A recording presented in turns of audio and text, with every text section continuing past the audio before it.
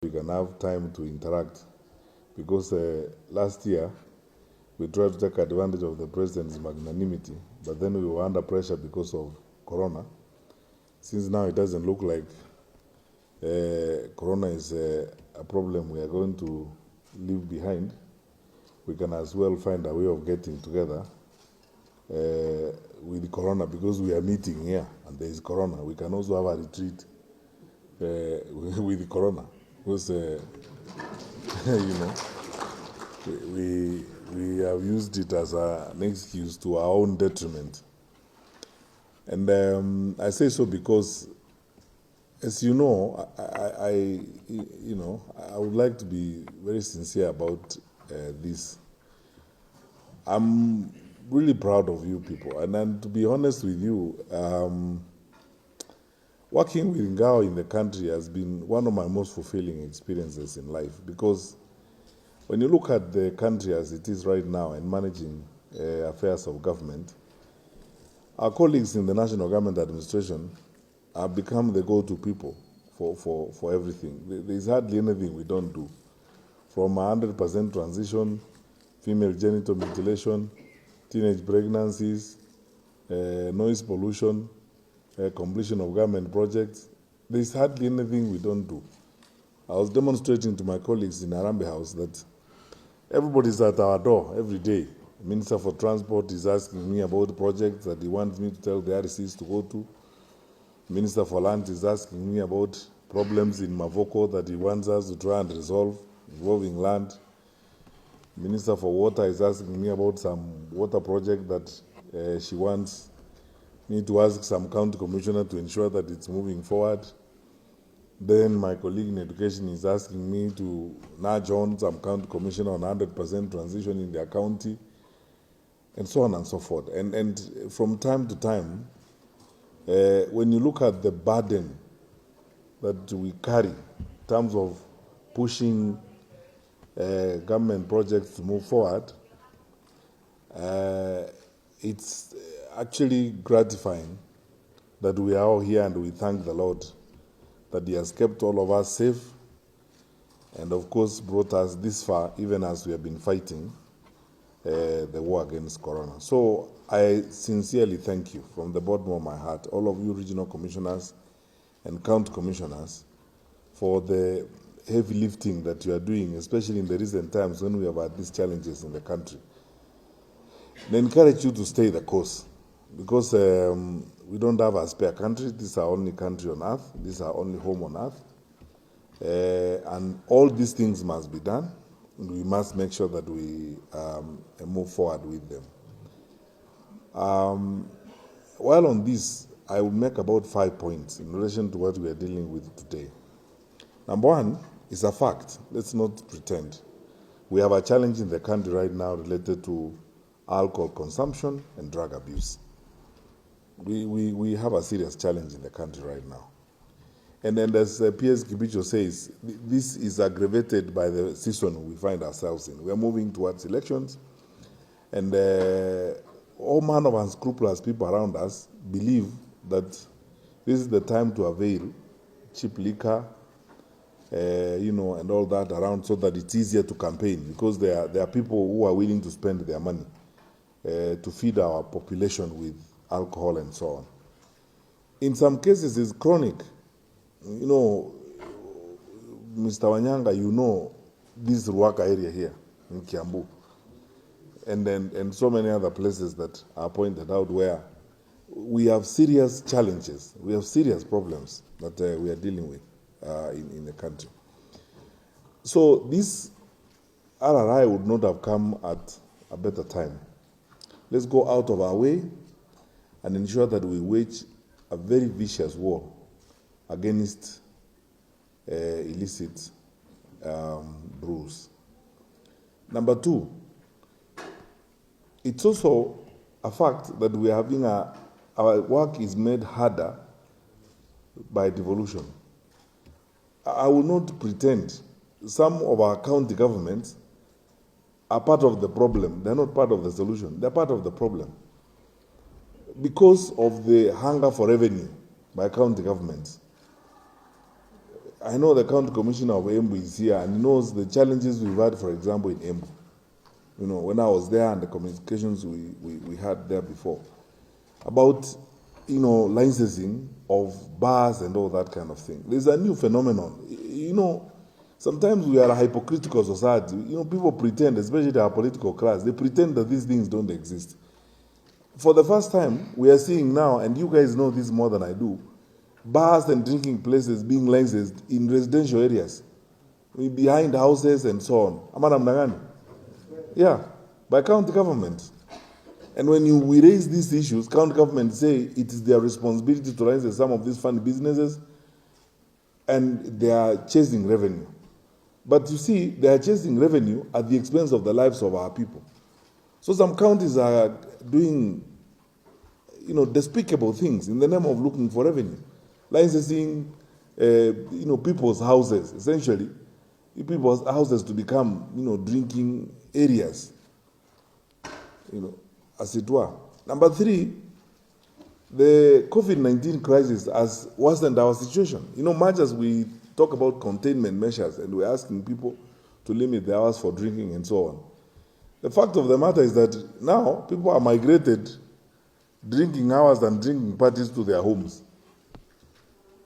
All these challenges we have been dealing with. Again, Mr. Wanyanga, you know what we are dealing with, the tea estates in Rimuru. Where young people and groups of people are going to drink, finding corners in the name of trying to beat the curfew and containment measures, which has made our work even much more difficult. Because, truth be told, however hard we push our officers in the field, how many areas are you going to police? How many of these areas are you going to police as you move around? And plus, the challenges we have, I will not lie that enforcing COVID-19 containment measures has challenged the national government administration and the police incredibly, because we have had officers who have been working without leave for the last, 17 months. We have had, our police officers work for long hours. Our national government administration officers work for long hours because of these containment measures. So COVID-19 has also posed its serious challenge. Then, fourthly, we have challenges within, which I will speak about very candidly. At this level, I don't have a problem. I have no problem with all the 8 regional commissioners. I know all of them. They're wonderful, good people. I speak to each one of them almost every week. I know a good number of county commissioners. They are very strong and good people. But the levels below you, the DCCs, the SCCs, and if you go through all the way to the chiefs and assistant chiefs, there are parts of this country. The county commissioner of Kericho is here. We were together with you in a meeting in Kericho when I actually gave you statistics, and I was accompanied by 2 colleagues from cabinet, CS Keter and Betty Maina, about the drunkenness in the South Rift part of our country, where chiefs and assistant chiefs, in some cases, and you know this yourself, are people who actually are meant for rehabs. How can you enforce the law? How can you enforce this when you yourself are supposed to be in a rehab? And this is what I would like to say. On this particular one, I know it's going to cause an uproar, but I am prepared to walk this way because it's the right thing to do for the country. I want to ask Osia and your SNA, your team, let's take a position, and you guys will assist us. I want us to remove from the system all these drunken chiefs and assistant chiefs, and DCCs and SCCs. I really do not mind, even if we remove 500 or 600 of them and employ new chiefs and assistant chiefs. I'm not going to prescribe to you. I'm not trying to force you to live my life of not drinking. But there must be discipline. Because if you're a drunken DC, you're wobbling around, how can you enforce what we are saying? Honestly. The power of example is very important. We can enforce these things, but the power of example is very, very important. That those who are sending out as our messengers, who are speaking to our people and who are engaged in this, are serious people. So there's a case we were dealing with here, Osia, you know, of a DC here in Limuru or someplace. I want him gone. And all those kinds of people. Let's remove from our system these people, because if you are a drunk yourself, na umevaa crown ya serikali, sasa utatusaidia namna gani? I mean, how you are wobbling to a barasa to tell people not to consume illicit alcohol? Surely, do you think that makes sense? It doesn't. Let's be firm. I'm asking you, RCs, to require get reports from the county commissioners, and particularly county commissioners. Be hard on the DCCs, the SCCs, the chiefs and assistant chiefs. I mean, our ministry is not going to be a rehab where kazi yetu ni kupeleka watu hospitali, our employees who are abusing alcohol.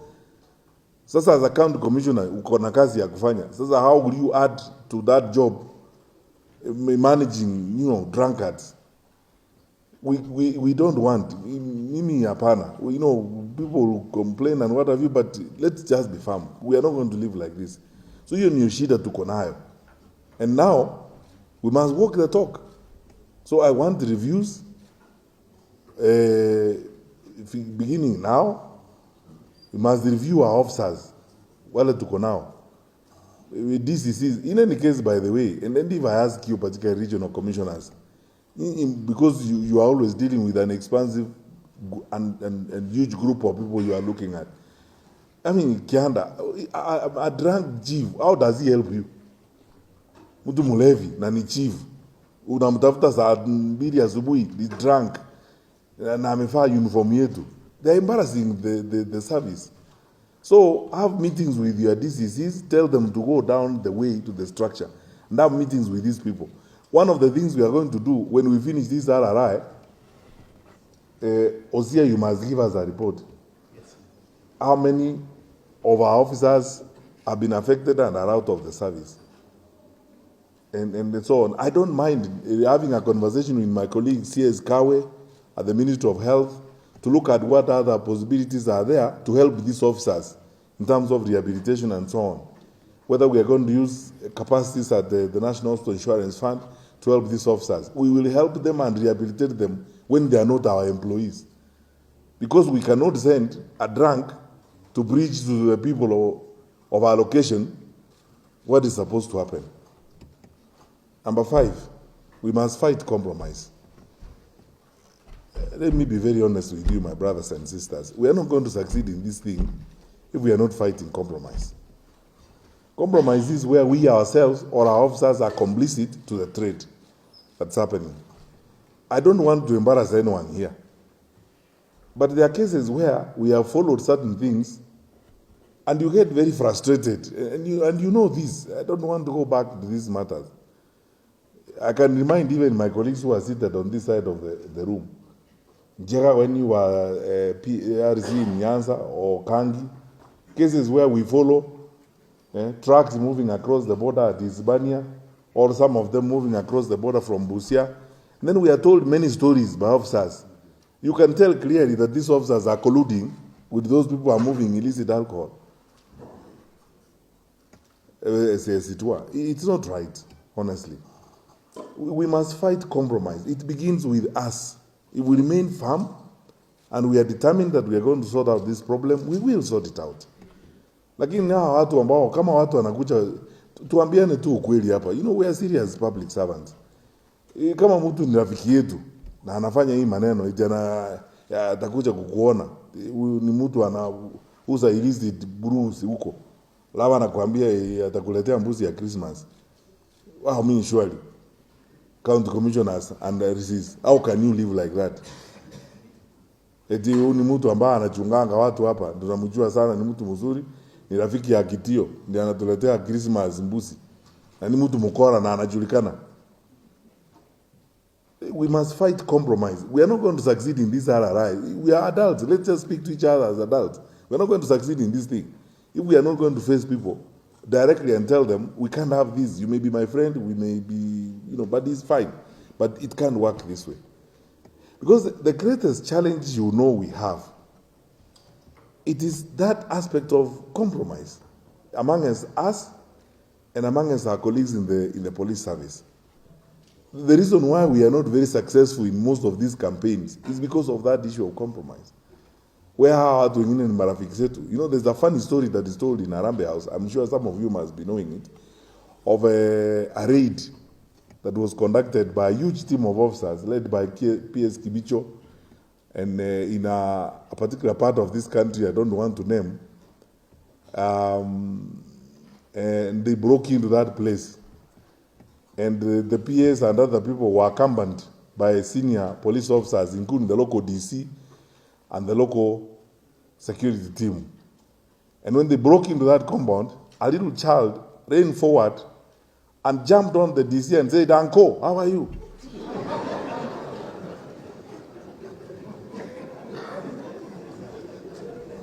Your guess is as good as mine.